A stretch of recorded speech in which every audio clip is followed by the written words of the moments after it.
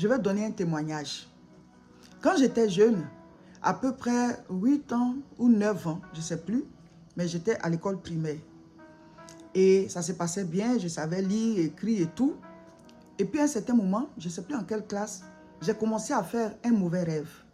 Mais un mauvais rêve qui revenait après plusieurs mois.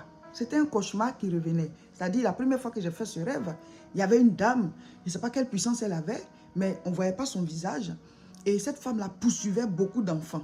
Et moi, je faisais partie des enfants qu'elle poursuivait. On courait, elle nous courait après. Puis elle jetait des mauvais sorts. Elle attaquait certains, d'autres ils tombaient malades. Certains, ils dégringolaient dans des trous. J'ai dit, mais on courait, hein. Et puis, il y avait une jeune fille avec qui je courais aussi. Elle aussi, on lui a fait quelque chose. Et donc, moi, j'étais essoufflée. Et puis, je me suis réveillée. J'ai dit, waouh. Je ne sais plus si c'est à partir de ce rêve, mais quelque chose s'est passé. Je ne savais plus lire. Je ne savais plus lire. Je suis à l'école, moi qui lisais, je regarde les écritures et puis je ne sais pas lire. C'est comme si on m'avait mis dans quelque chose. Ma vie était devenue bizarre, comme si j'étais enfermée dans un truc, mais je ne savais pas ce que c'était. Et à l'époque, bon, mon papa et ma maman, je ne vivais pas avec eux, j'étais avec ma tante. Ils allaient à l'église, mais moi, je n'avais pas trop percuté l'importance d'aller à l'église. Donc, je les accompagnais avec leurs enfants et tout et tout. Et ça faisait les baptêmes et tout, mais je n'étais pas touchée. Je ne comprenais pas trop le sens. Et puis, un jour, il y a eu une évangélisation dans le quartier où on vivait. Un pasteur est venu faire une évangélisation. Et quand il y a les évangélisations, c'est toujours les enfants qui viennent les premiers. Et donc, moi, j'étais parmi les enfants qui sont venus. Et je vivais déjà ça, cette affaire où je ne savais pas lire, je ne savais plus écrire. Et j'ai même repris mon année scolaire, cette année-là, parce que je ne savais plus lire. J'étais triste, je souffrais. Et on me criait dessus et tout, mais les gens ne savaient pas que, voilà. Pourquoi maintenant tes notes ont changé? On me frappait même. Pourquoi tes notes ont changé? Pourquoi est-ce que c'est comme si?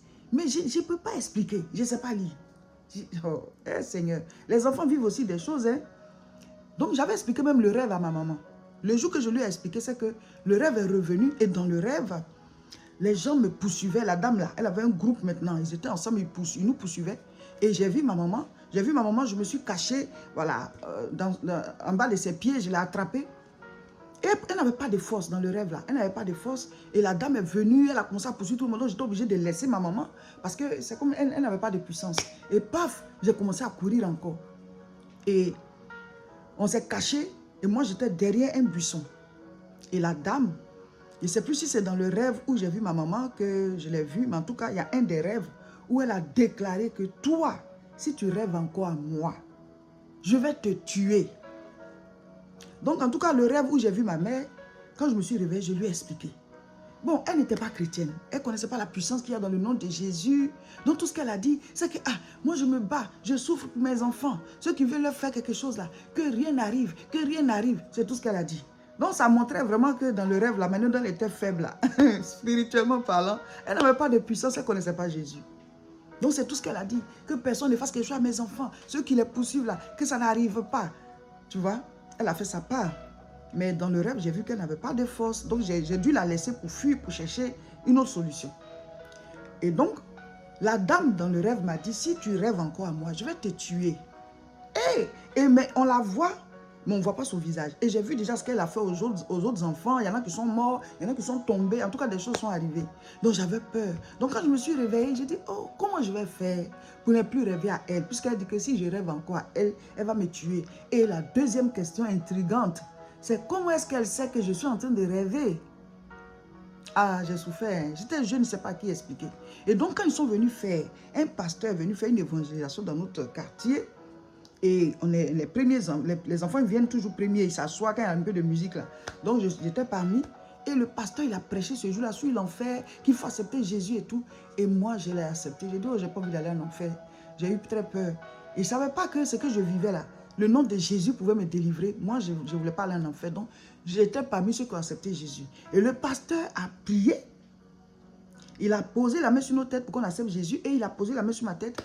À mon tour, là, il a prié. Quand il a fini de prier, il a dit au nom de Jésus, là. Moi, je venais d'accepter Jésus. Mais je vous dis, il y a un truc qui s'est passé. C'est comme, on m'avait enveloppé avant de quelque chose qui faisait que j'étais perdu dans ma vie. Je ne savais plus lire, j'étais bizarre, étourdi. Le truc est sorti comme ça de moi. Oh Seigneur. Le truc est sorti. J'ai senti que je me suis retrouvée. J'étais enfant. Donc un enfant, tu ne peux pas mentir. C'est ce que tu as vécu. Donc j'ai senti que je me suis retrouvée. Et je regarde le pasteur et je dis, oh, donc il y a une puissance comme ça.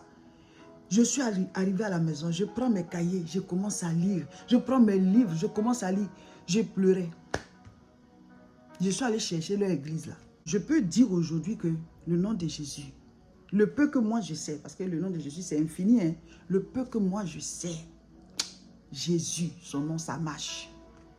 Son nom guérit, son nom délivre, son nom sort de la misère. Son nom libère des oppressions. Moi, je l'ai vécu en tant que jeune. Et j'ai oublié une partie du témoignage. Quand je suis, la dame m'avait dit que la prochaine fois que tu rêves à moi, là, je vais te faire quelque chose. Quand je suis maintenant partie au lycée, j'étais à l'internat. J'ai fait la seconde. La première, le rêve l'est revenu. C'est là que la femme allait me tuer, dans mon rêve. Mais je connaissais déjà Jésus. Et j'étais même déjà la responsable de la cellule de prière de notre église.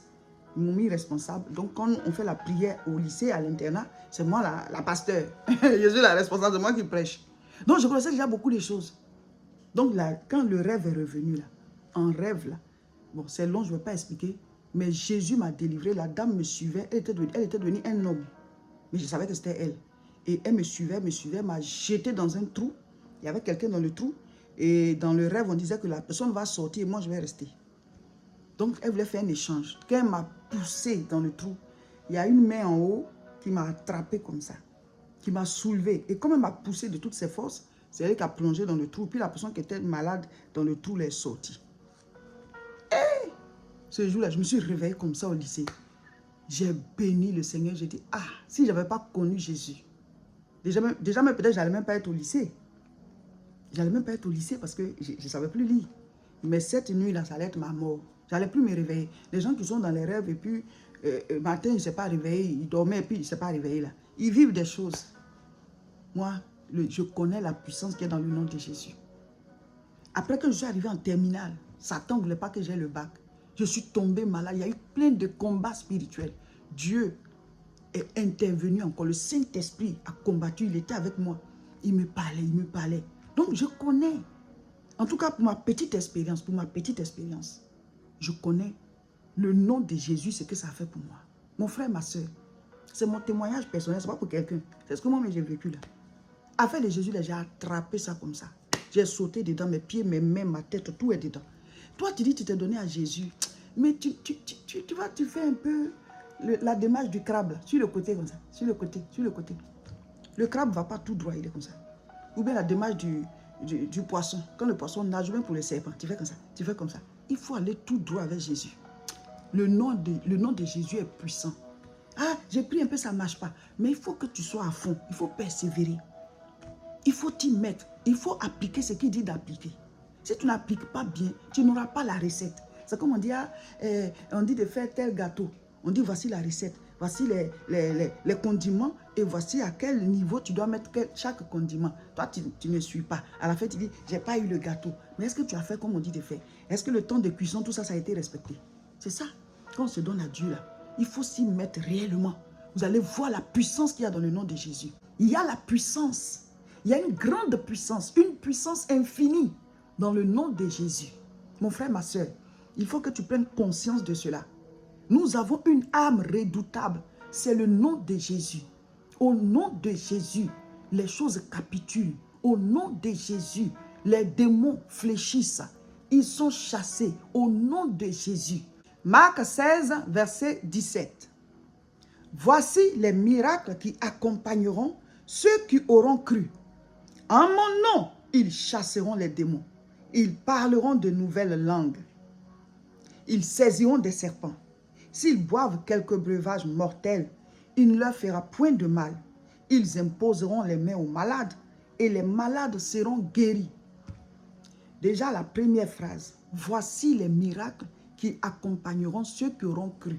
Mon frère, ma soeur, si tu as cru en Jésus, son nom t'accompagne avec des miracles. Le nom de Jésus marche avec toi. Il y a de l'autorité. Il y a de la puissance dans son nom.